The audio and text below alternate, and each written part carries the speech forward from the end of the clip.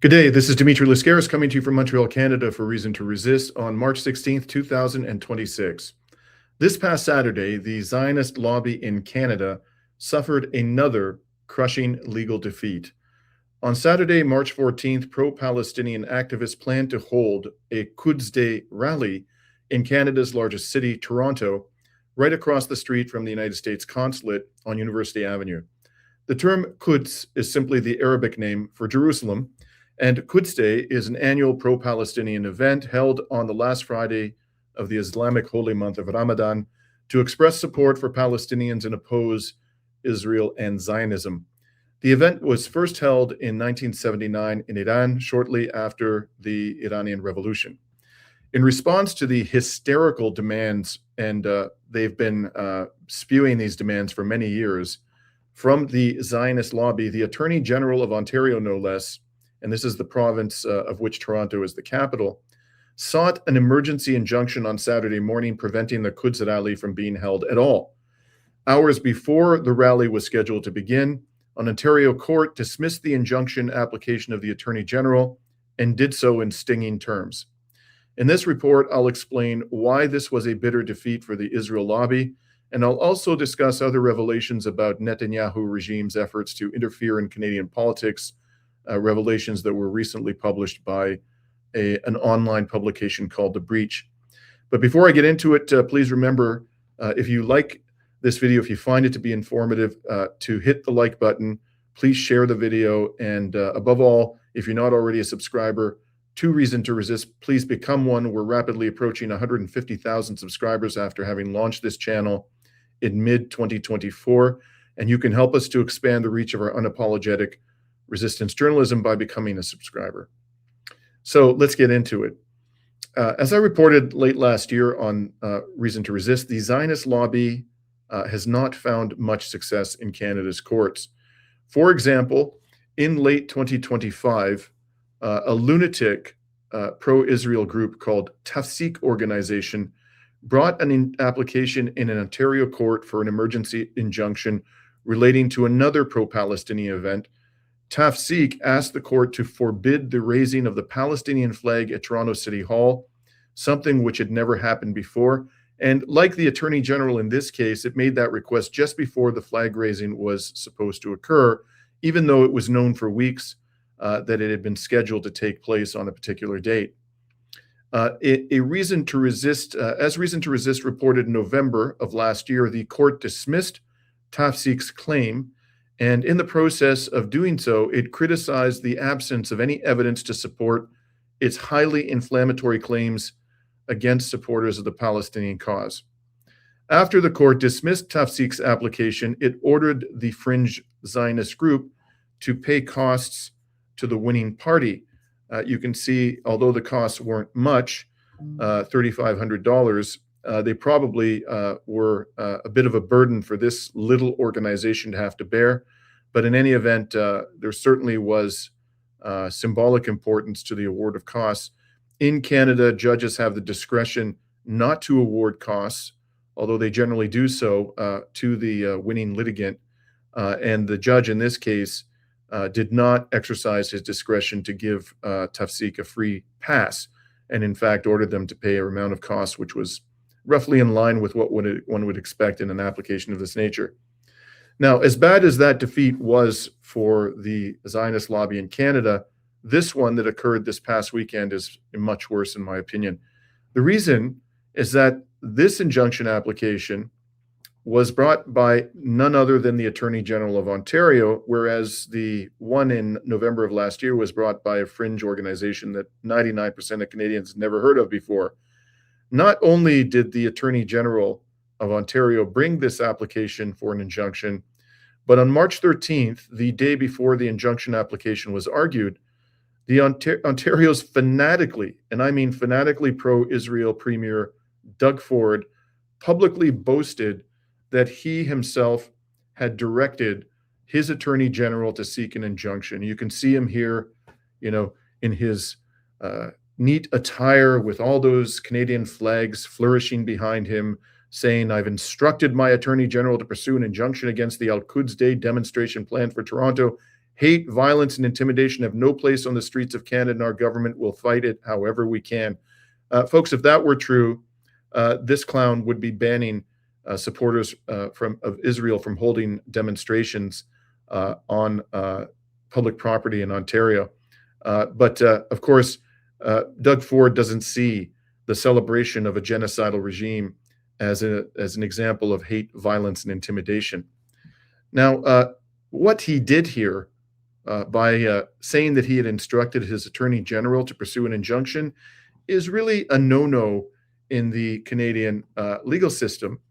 And the reason for this is that the attorney general of the province and of the federal government, they are supposed to act independently of improper political influences. And in fact, this is reflected on the website of the Ontario Court of Appeal, the highest court in the province of Ontario.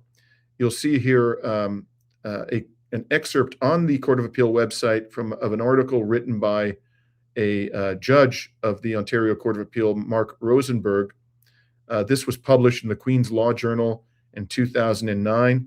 And what Justice Rosenberg wrote was, since the 1980s, our understanding of the role of the Attorney General, the administration of criminal justice, has evolved dramatically.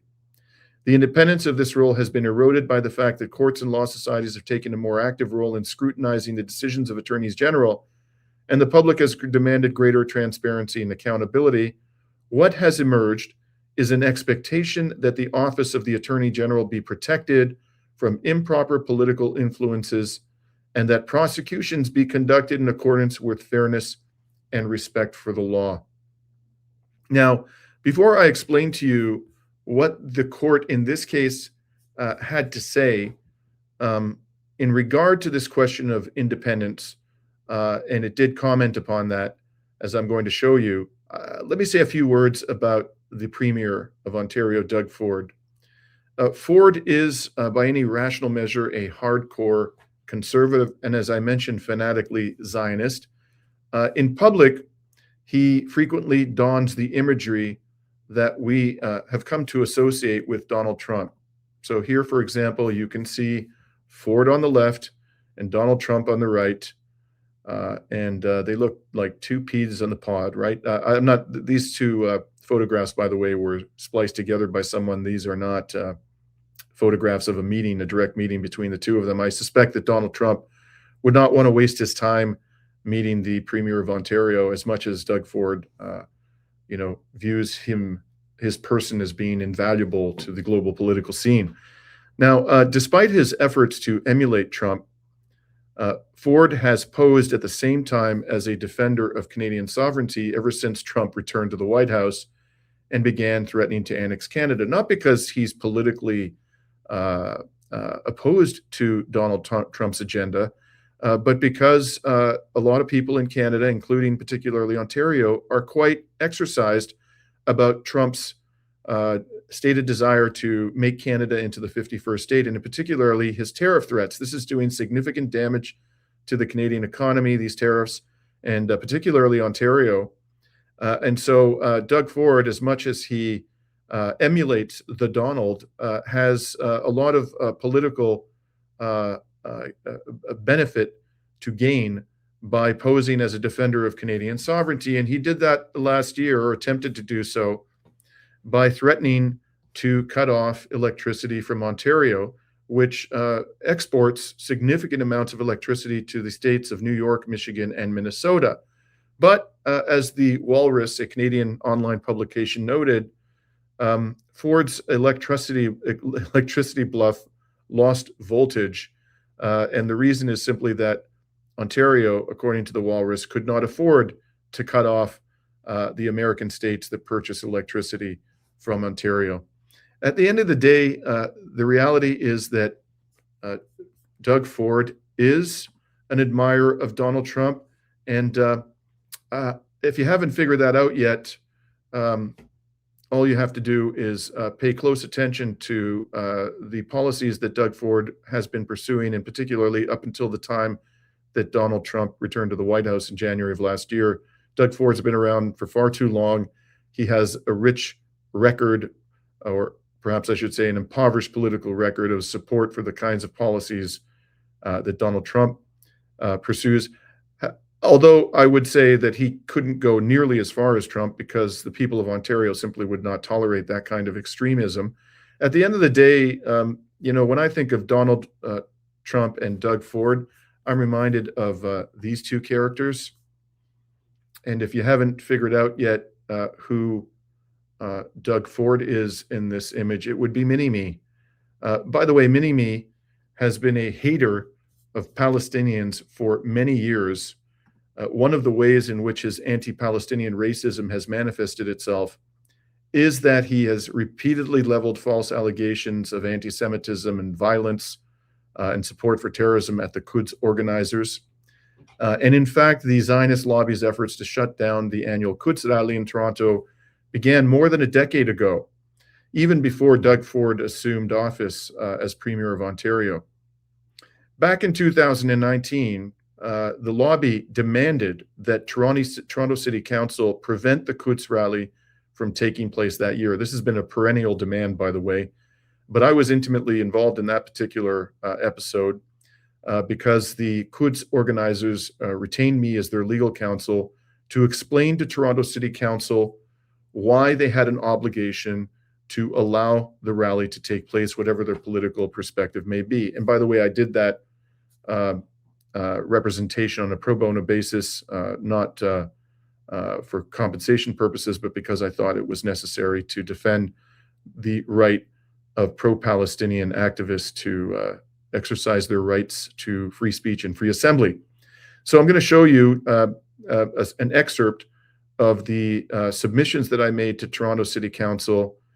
This was a council meeting in 2019 that was presided over by then Toronto Mayor John Tory. And with all due respect, in all of the discussion by this committee of so-called hate rallies, we've heard fairly little about the threat posed by far-right groups. One such group is the Jewish Defense League Canada, or JDL. In November 2017, this committee held a meeting at which Mayor Weinstein, the JDL director, made false and inflammatory allegations against the Al-Quds rallies. He alleged, for example, that at those rallies, crowds are incited to hate Jews. That is false. In fact, members of the Jewish community participate in the rallies year after year.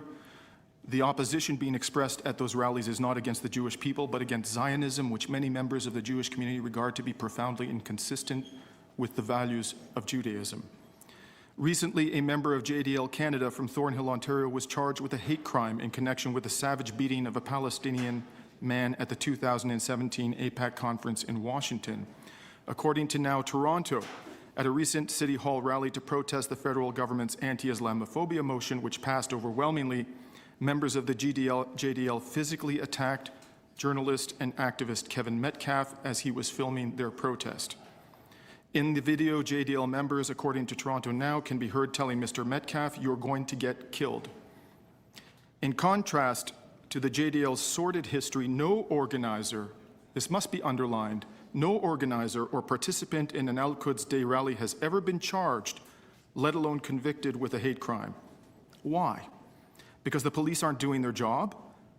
In this day and era, when Muslims are under a microscope, Muslim extremists, are we to believe that the police are hesitant to bring charges of hate against Muslim extremists? No, the reason for the absence of any allegation, let alone conviction by the police, is because no hate crime has ever been committed at an Al-Quds Day rally in Toronto. It's as simple as that.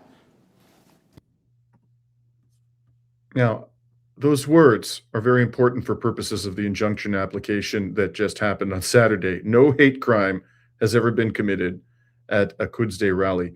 That was not only true in 2019, but as you're going to see, it was true in 2026. Now, I just want to go back to one other thing I talked about in that set of oral submissions to the Toronto City Council. I talked about the Jewish Defense League and Mayor Weinstein. At that very meeting of Toronto City Council, Mayor Weinstein was present, this terrorist-loving, genocidal maniac who for years was the head honcho of the Jewish Defense League Canada.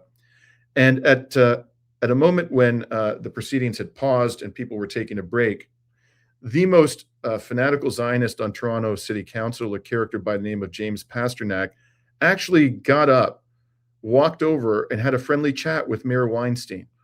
This is, in the very meeting in which they were denouncing so-called hate rallies conducted by pro-Palestinians and the threat of violence they claim is generated by the conduct of these rallies. In any case, following my main submissions, both Mayor John Tory and Pasternak asked me a couple of questions. I'm going to show you part of my exchange with then Toronto Mayor John Tory after I made my main submissions. Ask you one more question, which is this: I've actually never been to one of these meetings or rallies or whatever they're to be called. But are you denying, through this affidavit and through your deputation here today, that all of what has been written, and there's quite a bit that has, where people have taken the trouble to transcribe things that have been said by speakers at these rallies in Arabic or other languages, so they had to be translated in English. Are you saying none of that ever happened, and that all of those transcriptions done by various people over time are just never happened and are false? Well, I can't. Again, you're not giving me precise information, but let me tell you about what I know, because I've seen a great deal that has been written and transcribed about the rallies. But I can't say that I've seen everything. So I can only speak to what I myself have read, which is quite a bit. Everything that I have read about what has been said at these rallies is being completely twisted and misconstrued. The fact that the words themselves may be accurately transcribed is not the whole story, because as we all know, context is absolutely critical. So for example, I myself have attended one Al-Quds rally and spoken at one Al-Quds rally. It was last year's, 2018, where a sheikh who spoke after me was accused of having called for the eradication of Israelis. I don't think that that's a fair interpretation at all of what he said when you look at his speech in its entirety. What he said was that he wants the eradication of a regime, a Zionist regime which discriminates against the Palestinian people. And I think that it is a shameless misinterpretation and distortion of his words to say that he was calling for Israelis to be killed en masse. Exactly. I think that those observations apply fully to what happened in the courtroom on Saturday. But, the Zionist lobby doesn't learn, nor does the political elite that does its bidding. At the end of the day, in that year, 2019, and every single year since the Quds Day rally began to be held in Toronto, we succeeded in ensuring that the rally actually took place. And it did take place peacefully then, and has always taken place peacefully. But even though we managed year after year to dissuade the government of Ontario and the government of the City of Toronto from interfering with the Quds Day rally, some of us knew that sooner or later the government would pursue the nuclear option. And what is the nuclear option? The nuclear option is adopting a law or seeking a court order, which pretty much has the force of law, which bans the Quds Day rally from taking place at all. So sure enough, this past Saturday, the Ontario government pursued the nuclear option. And here is the first page of the decision written by the court on Saturday, dismissing the application of the Attorney General. I just want to point out on the right-hand side, you'll see the counsel who represented the parties. The Attorney General was represented by a character by the name of Tom Curry. I'm going to come back to him. And the Quds Day organizers, these various groups that are identified as the respondents to this application, were represented by a wonderful lawyer by the name of Shane Martinez. Shane is a criminal defense lawyer in Toronto, and he and I are working together on along with 5 other lawyers from around the country. We're working together pro bono on behalf of 2 Palestinian Canadians who have brought a case against the federal government of Canada, alleging that it is violating its obligation under Article 1 of the Genocide Convention of 1948 to prevent and punish genocide. I've covered that previously. That litigation is ongoing, and we're awaiting an important interim decision from the Ontario court in that matter. We'll have more to say about that later. But in any event, I want to just give a shout out to my colleague and comrade Shane Martinez for the fine job he did in this case. So let's go to the court's commentary on the background to this particular litigation. I've put up on the screen here paragraphs 8 and 9 and 10 of this decision. that was issued on Saturday just before the Quds Day rally was held. And I'll start with paragraph 8. The court notes that an affidavit filed by the Attorney General said that on March 13th, 2026, Ontario Premier Doug Ford made a public announcement that he would be instructing, the court underlined the word instructing, the Attorney General to pursue an injunction to stop the Al-Quds Day rally scheduled to proceed on March 14th, 2026 outside of the U.S. consulate. In response to a question from me, this is the judge speaking, counsel for the Attorney General confirmed that the Attorney General himself determined that it was appropriate to bring this application to public interest and that the decision to seek this injunction rests with him and him alone, close quote. And the court, I think, quite charitably said, I accept the representation of the counsel for the Attorney General. And, you know, judges tend to be diplomatic in these matters. And at the end of the day, what basis would the judge have to say with confidence what was or was not in the Attorney General's mind when he decided to bring forward this disgraceful application? I think what was going on here was the court was simply, without pointing the finger necessarily, highlighting for the Attorney General that the court was concerned about whether, in fact, he had acted independently or was being subjected to improper political influences. The court then goes on in paragraph 9. This is really something, folks. It says, I have concerns regarding the timing of this injunction. The Attorney General has known for at least a year that the Quds rally would take place at around this time. The Attorney General relies on statements made by protest organizers that date back to 2016, a decade ago. The province of Ontario did not pass any laws or regulations to deal with this event. It did not invoke the Emergency Management and Civil Protection Act. Even allowing for rapidly moving current events, the Attorney General should not have come to court mere hours before the rally was set to start. There was no possibility of cross-examination on any of the affidavits, and the oral argument was necessarily truncated. Such a compressed timetable puts the court in a difficult position. Well, that's absolutely true. It does put the court in a difficult position, but it's really intended to put the respondents, the organizers, in a difficult position. These are people who are volunteers. I know them. They're not wealthy.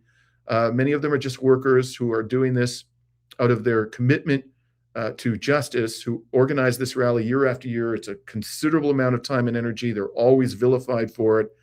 And the Attorney General, I'm quite confident, did this. It ambushed them at the last minute, even though it could have brought this application many weeks or even many months before the Quds Day rally was to be held, in order to make it harder for them to retain a counsel and to have their legal counsel respond in a meaningful way to the material that was filed by the Attorney General in support of its application. This is really dirty, underhanded tactics. And I think the court is quite right to highlight its concerns, but again, it's being rather diplomatic.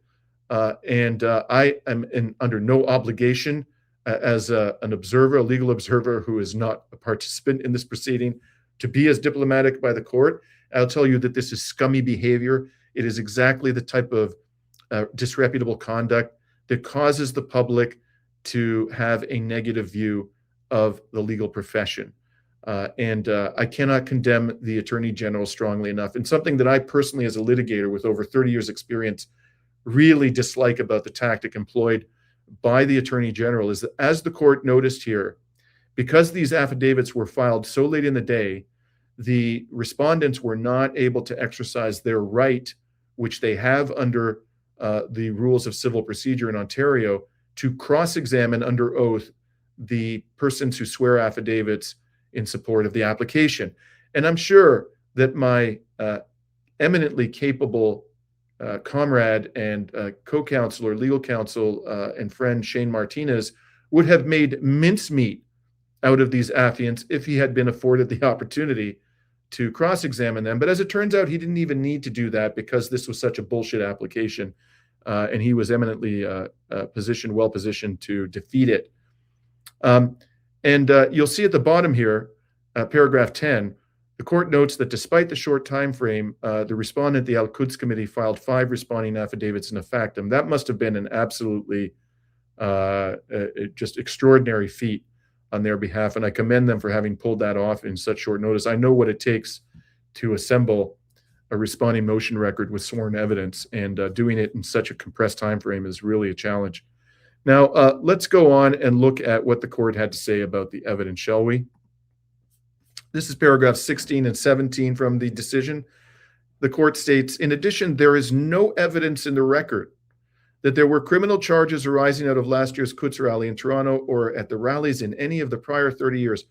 Recall, folks, this is exactly what I said to the Toronto City Council in 2019. The Zionist lobby is always freaking out, accusing them of hate crimes this and hate crimes that, but no one associated with this event has ever been charged, let alone convicted, of a hate crime. The court goes on and says, there is no evidence that participants at last year's rally incited hatred or engaged in hate speech. There is no evidence before me of any criminality arising out of this rally in the past, much less evidence that could satisfy me that there is a quote unquote strong case that there will be criminal activity this year. I'm also not satisfied that there is a strong likelihood that the rally will constitute a public nuisance. A nuisance is public if it, quote, materially affects the reasonable comfort and convenience, close quote, of members of the public. There is no evidence before me that any prior Al-Quds Day rally in Toronto constituted a public nuisance. I would have expected to see such evidence in support of an injunction like this. Folks, he's not only saying that the evidence is inadequate, he's saying that there's no evidence, none. Okay? Now, when you connect this with the lack of any evidence at all to support these inflammatory claims, with the statement by Doug Ford on the prior day that he had instructed the Attorney General to do this, I think we can safely infer that, in fact, what happened here is that the Attorney General was actuated by improper political motives, which is a violation of his duties as the Attorney General of Ontario. Now, I want to go on here and continue with the court's commentary on the lack of evidence. It makes one particularly stinging remark in another part of its decision. These are paragraphs 27 to 29. If the rally posed a clear and present danger, and this is the court speaking, a clear and present danger of violence, I would have expected to see affidavit evidence from the Toronto Police Services stating that they believe the rally would endanger lives and safety, or that they did not have the resources available to ensure public safety. There was no evidence at all from any member of the Toronto Police Service, the Ontario Provincial Police, or the Royal Canadian Mounted Police. Indeed, the only evidence before the court is that the rally organizers have been working with the Toronto Police Service in advance of the rally to ensure that it proceeds safely. And by the way, folks, I can confirm to you that they do that every year. They work cooperatively with the Toronto Police to address any concerns they have about how the Quds rally will unfold. And how do I know this? Because I myself have taken part in a couple of those meetings. And then finally, the court says in paragraph 29, the Attorney General points to horrific acts of anti-Semitic violence around the world as the context for its request for an injunction. However, there is no evidence before me to link those terrible acts to this rally. And here's the money shot, folks. The court states, the Attorney General's approach comes dangerously close to asking me to hold some people responsible for the conduct of others. Where have I heard that before? You know what that is? That's called collective punishment, which happens to be a crime in international law and in any civilized society. Holding innocent people accountable for the crimes of others whom they do not control. This is the very definition of Israel. What Israel does and has been doing for decades is, through its brutal savagery, it provokes violence from what is actually, at the end of the day, a very small proportion of Palestinian society. And having provoked that violence, it then uses it as a pretext to brutalize, murder, and terrorize the entirety of the Palestinian population living under occupation. Collective punishment. So what the court has done here, whether wittingly or unwittingly, has pointed to the very essence of Zionism, collective punishment. Now, the court also commented on the constitutional rights to free speech and free assembly, and I want to conclude my analysis of this decision by briefly showing you those comments. So here in paragraph 13th of the decision, the court writes, I note at the outset that the Attorney General seeks an ambitious order. He asked the court effectively to ban a protest rally before it has even started. The Attorney General does so because he fears that there could be criminal activity at the rally. Given the obvious charter implications of such a request, it is imperative that the Attorney General deliver evidence capable of justifying such an order. The charter, by the way, is the Canadian Charter of Rights and Freedoms, which is the Canadian version of the United States Bill of Rights, and it does have constitutional status. It empowers courts to strike down laws or narrow their application in order to protect the core rights of Canadians. I'm going to come back to this very important constitutional document a little bit later on. The court then goes on and states this. This is actually at the outset of its decision and summarizing its determination. I am also not persuaded that the alternative relief sought by the Attorney General is appropriate. The court expects the participants not to engage in any criminal or tortious activity during the protests. The court expects the police to enforce the law. No order of this court is necessary to achieve either of these ends. And here again is the key language. The right to assemble and speak freely must be maintained in times of global conflict. Perhaps at no other time is the protection of our civil liberties more important. I cannot commend enough the judge, Justice Senta, for making the statement. Truer words were never spoken. And hearing this from a judicial officer in these extraordinarily precarious and increasingly fascistic times is of primordial importance. Now, it's clear from the court's reasons that it had no difficulty dismissing the Attorney General's application. In fact, by the standards of judicial decorum, I would say that the court's language was quite pointed. You know, courts, in my experience, even when they are visibly annoyed in open court with a particular lawyer, when they actually come down to writing their decisions, judges tend to be quite diplomatic. And you'll rarely see language any harsher than this in a decision. My read of this language, although it was diplomatic, is that the court was not at all impressed with the conduct of the Attorney General. Now, predictably, Premier Minimi expressed his profound disappointment with this crushing defeat. And here he is whining on March 14th, only minutes after the court issued its decision. And he said, I'm extremely disappointed that the court has refused to put a stop to Quds Day, which has long been a venue for anti-Semitism, hatred, intimidation, the glorification of terrorism. He's just doubling down, this scoundrel, with these lies after the court just said, a court of law in Ontario, that there is no evidence to support this claim. He then goes on and says, while the judge cited Canada's Charter of Rights and Freedoms, when we talk about rights, we need to be clear that every person has the right to safety and security. Bullshit. This man doesn't believe that the supporters of the Palestinian cause, and least of all Palestinians themselves, have a right to safety and security. He is an anti-Palestinian, racist, political thug. He then says, we need to be clear that no one in Canada has the right to incite violence or free license to intimidate and hate, unless, of course, they're supporters of Israel. And he says the judge also said that the Toronto Police Service do not need an injunction to preserve the peace. That's unbelievable. Why is that unbelievable? Why is it unbelievable that we have laws on the books which criminalize, these things that he accuses the participants in this rally with no evidence of having done? Okay, so why does the Toronto police need more than a criminal law which could subject these people to years of imprisonment if they engage in this behavior? Why does it need more than that to actually protect the public? He doesn't explain. He just says, it's unbelievable.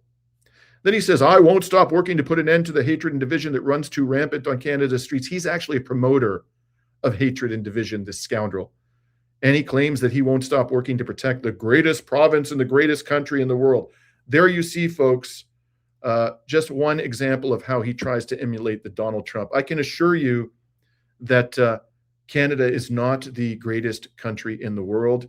And I think a lot of people in Canada, not just outside of Ontario, but a significant number of people inside Ontario would take issue with this claim that Ontario is the greatest province in Canada.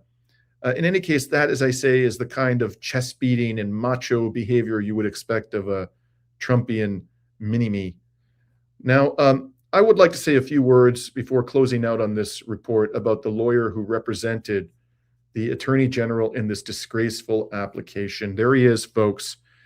What a cool photograph that is, huh?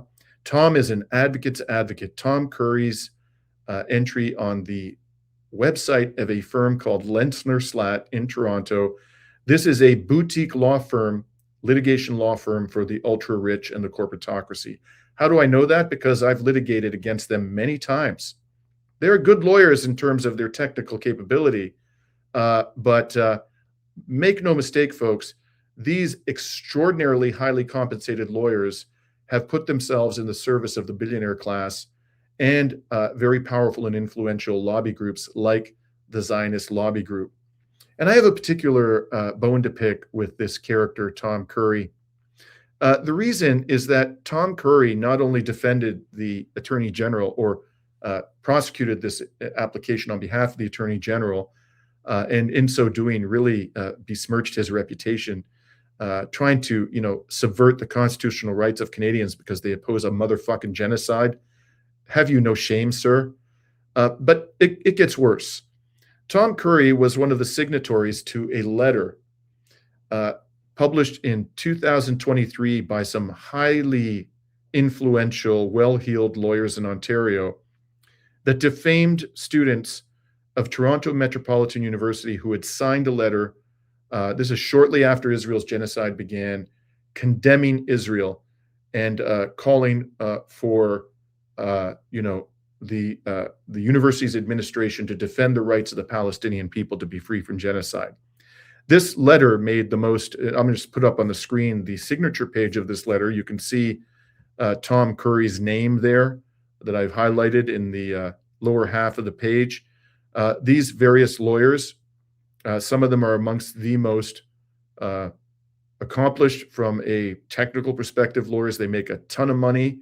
I've actually interacted with a number of these lawyers, not all of them, in the course of doing litigation in Ontario over the course of my career. One of these characters, if you look down this list, you'll see the name Howard Levitt. This guy is an affluent employment law lawyer. I actually debated him in early 2024 on a radio station in Toronto about whether or not Israel was committing genocide. I posted that on my website at the time, and they were the Zionist lobby. I learned from reliable sources were so unhappy about Howard Levitt's performance and how he took a drubbing in that debate on the AM 980 radio in Toronto that they enlisted another Zionist to debate me on that same radio station a few weeks later. And she was actually, her name was Marissa Waller. She had actually been the public relations director of Doug Ford, but she knew next to nothing about Israel and Palestine. And, I made short work of her as well in that debate. And look, man, I'm not claiming to be the world's greatest debater. There are many finer debaters than me out there. The reason why I'm able to crush these people in debates is because the facts and the law are so heavily weighted against them. A high schooler could out-debate these people on the question of whether Israel is the aggressor and is committing genocide. But that doesn't stop them occasionally from wading into the perilous ground of open and free debate. Now, this letter, which these characters signed, including Tom Curry back in 2023, it actually accused numerous Toronto Metropolitan University students of not only being supporters of terrorism, but of having called for the rape and murder of Israeli Jews. Just a flagrant, shameless lie. And the university, repeated their allegation that the students who had signed that letter were anti-Semites. And as a result, I and several other lawyers, again on a pro bono basis, have sued Toronto Metropolitan University for defamation for in excess of $10 million on behalf of numerous of the students who signed that letter back in October 2023. That litigation is ongoing. Now, I want to come back to Tom Curry. After this letter was signed and Toronto Metropolitan University retained a retired judge to conduct an investigation in those students. And after that judge, his name is Justice McDonald, decided that they had not said or done anything anti-Semitic and that there was no basis to take any disciplinary action against them, After that, I issued a challenge to all of the signatories of this letter to debate me on the question of whether Israel is committing genocide, and not a single one of them accepted that challenge, including Tom Curry. Now, in closing, before I move on to one other subject I want to briefly discuss today, I'm going to reiterate now, if you're listening, Mr. Curry, or any of these characters on this letters listed on this letter, to this report, I am again reiterating my challenge to debate any one of you, anytime, any place, on the question of whether Israel is committing genocide. I'm quite confident that you will continue to cower in silence in response to my request, my challenge, because deep down inside, you know that you don't have a damn legal or factual basis to stand upon. Now, let me move on to the other one issue I wanted to discuss today, and that is a report that has appeared in the Canadian alternative media relating to Israeli government efforts to interfere in Canadian politics. Now, to explain the relevance of this new report, investigative report, published by an online publication in the alternative media called The Breach, I need to give you the history of another legal dispute in Canada relating to Palestinian rights. The story begins in 2017 when a comrade of mine from the Jewish community, David Kattenberg, decided to challenge legally the labels affixed to wines produced in the occupied West Bank by Israeli settlers and sold in Canada. Those wines had on them at the time, and continued to have for many years, the label "Product of Israel," as though the land, the stolen land on which they were being produced, was in fact part of the state of Israel. So in 2017, David complained to the Canadian Food Inspection Agency, which has jurisdiction over labels on food products, about these wines. They initially agreed with his position, but then when they came under pressure from the Zionist lobby, they quickly reversed. At that point, on behalf of David, and again on a pro bono basis, I filed an application in the Federal Court of Canada seeking a judicial review of the CFIA's decision, the Canadian Food Inspection Agency's decision, not to rectify these erroneous and dishonest labels. And we went before a judge, her name was McTavish, who had been the former chair of the Canadian Human Rights Tribunal. So she knew a thing or two about human rights. And she agreed with us that the labels were false, misleading, and deceptive, and violated Canadian law. At that point, the Trudeau government appealed the decision. We went up to the Federal Court of Appeal. This was a few years ago. And the court, at the end of the day, what it did was it sent the matter back to the Canadian Food Inspection Agency for reconsideration, while expressing strong skepticism in the government's position that these labels complied with Canadian law. The court ultimately said, look, when the inspection agency, the Food Inspection Agency, made its decision, it didn't really explain what the basis of that decision was in adequate terms. So we're going to send it back to them to give an explanation.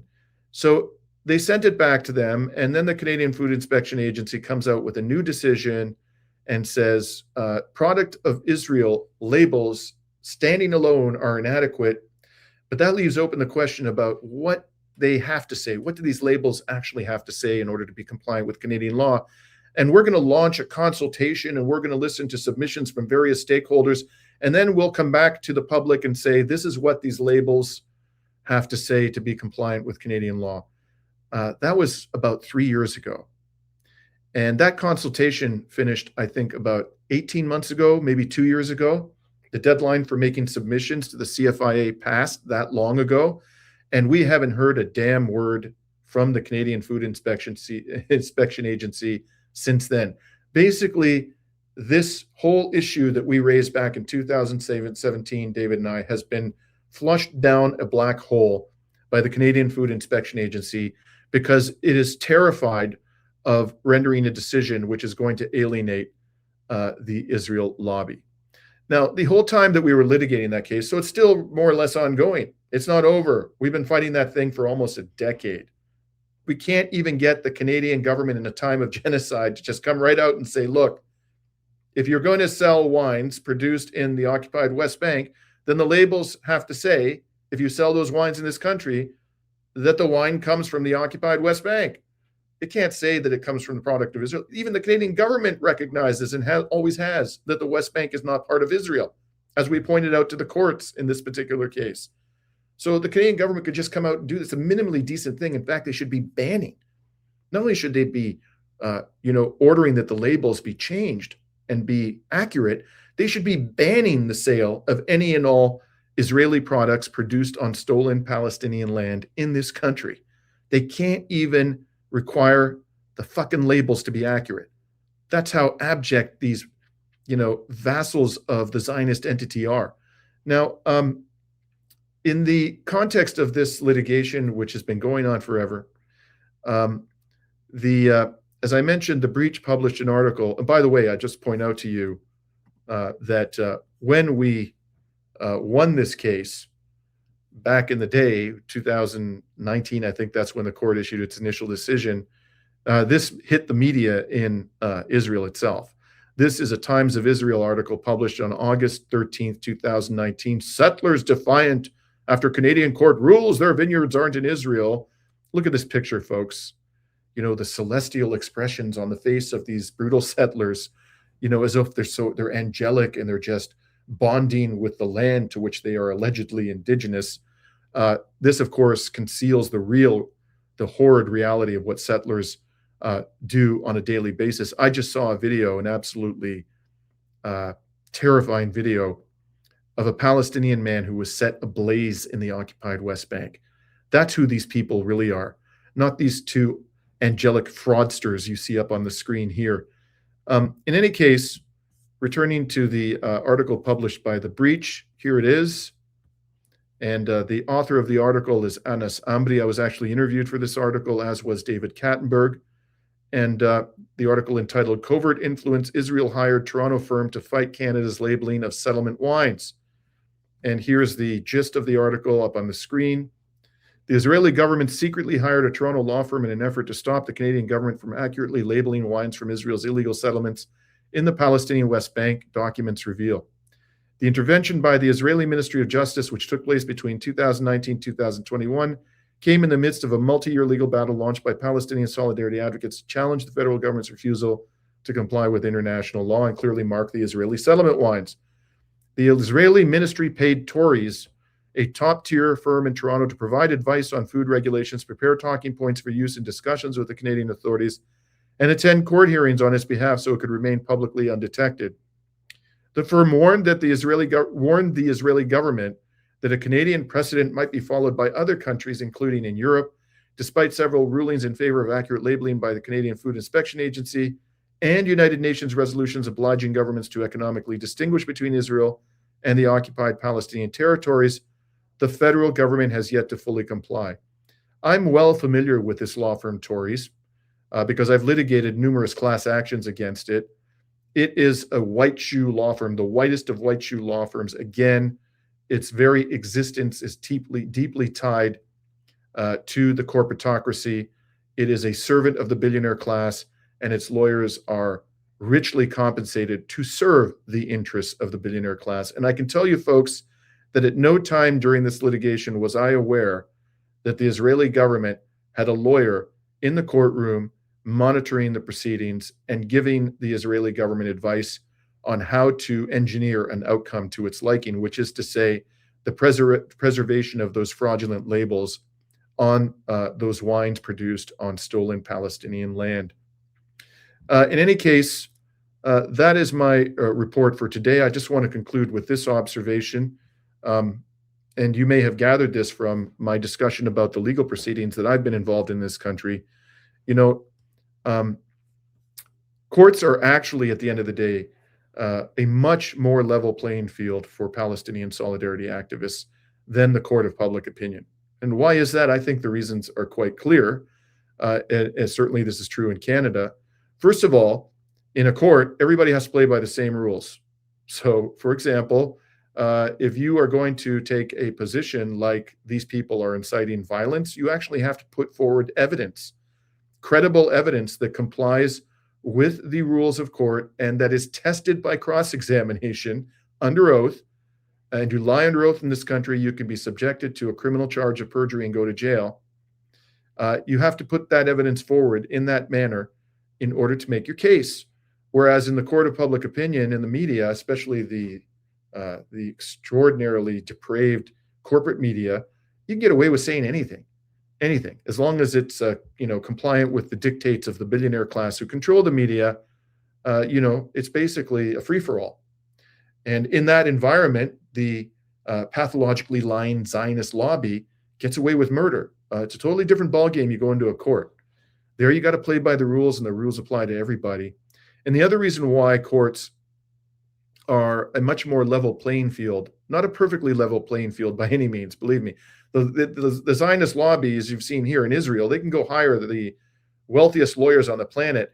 Most Palestinian solidarity activists can only be represented in court by competent counsel if they can find lawyers who will work for free, because they simply can't afford to pay for those lawyers. So it's not by any means a courtroom in Canada a perfectly level playing field, not even close to a perfectly level playing field, but it's a much more level playing field than the corporate media. And so the other reason why this is the case is because in Canada, we have, as I mentioned, a constitutional document called the Charter of Rights and Freedoms, which protects our basic civil liberties. And in this very case, this past Saturday, they were invoked to protect the rights of Palestinian solidarity activists, people of conscience, to march peacefully and express their condemnation of this satanic Israeli regime. So, I would hope that in the months and years ahead, more and more lawyers come forward and, offer their services on a pro bono basis to the Palestinian solidarity community in this country, because God knows they need all the help they can get in the courts of law. We saw this past weekend the degree to which the political elite is willing to go to employ those courts as an instrument of oppression and repression. But thankfully, again, with particularly a shout out to the court, Justice Senta, and to Shane Martinez, they failed in that regard this time around. This is Dimitri Lascaris signing off from Montreal, Canada on March 17th or 16th, I should say, 2026.